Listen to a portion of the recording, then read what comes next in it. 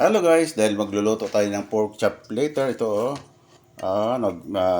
i-ready natin for the first time ang ating pangmalakasang air fryer. Well, palagi natin siyang power. Well, ayan. Ha. Before natin iluto, sabi ng supplier, ang air fryer, kailangan lagyan muna natin siyang bawang dito.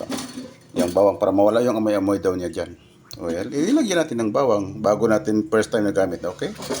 I-close na natin yan. Ha? Set na natin yung oras. Ilang seconds na naman daw. Ilang minuto lang naman. Set natin dito. Ayun na. Gumagana na siya guys. Pang aesthetical ka. Ayan.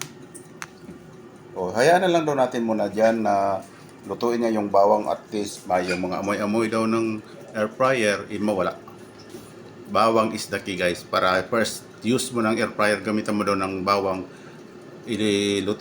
Salangan mo siya ng bawang for ilang minuto para yung amoy ng factory ng air fryer natin is ma-eliminate.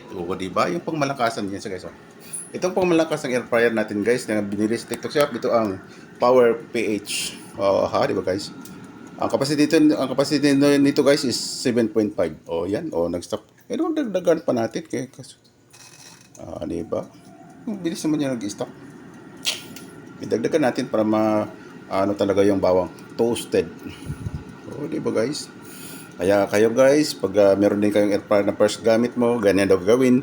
Lagyan daw ng bawang para i-toast na yung bawang dyan para yung amoy ng air fryer mo galing sa factory is ma-sterilize siya. Di ba guys?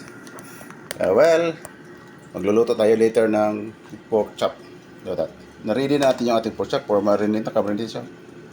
Wait and see na lang muna tayo guys. Thank you for watching guys.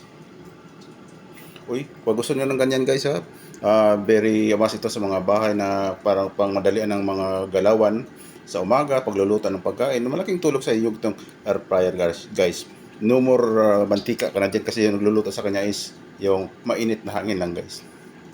Kapag gusto nyo ng ganyan guys, mga steps maging healthy ang living mo sa pamilya mo, ano pang hinihintay nyo guys? Andyan na sa baba yung link. Just click the yellow basket guys. Thank you for watching guys. Kayang-kaya niyan ang isang buong manok dito guys. 7.5 liters yan